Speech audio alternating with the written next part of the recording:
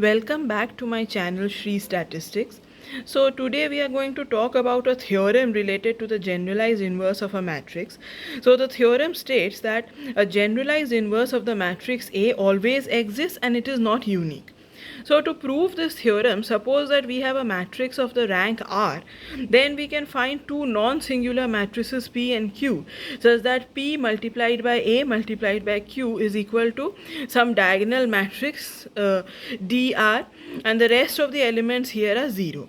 So suppose that this value is equal to delta, then dr is a diagonal matrix with the diagonal elements d1 d2 up till dr.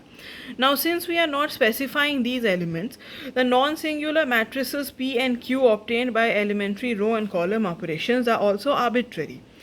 So supposing we use delta bar or delta minus to denote the inverse of this dr.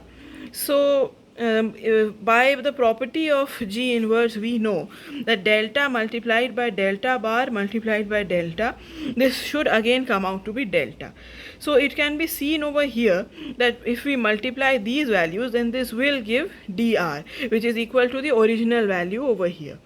So suppose that if we have some G equal to Q into delta inverse or delta bar into P, then G satisfies this condition that AGA is equal to A.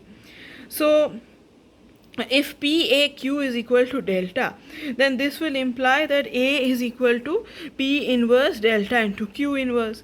Just by transferring these values to the opposite side, they become inverse. So since P and Q are non-singular, then AGA, then simply substitute this value of A and this value of G over here. On solving this, we find that this ultimately comes out to be A. So this implies that G always exists. But however, since G is based on P, Q and delta bar, which are not unique but have been arbitrarily defined by us, hence G is also not unique. So this proves our theorem that the generalized inverse of A always exists, but it is not unique.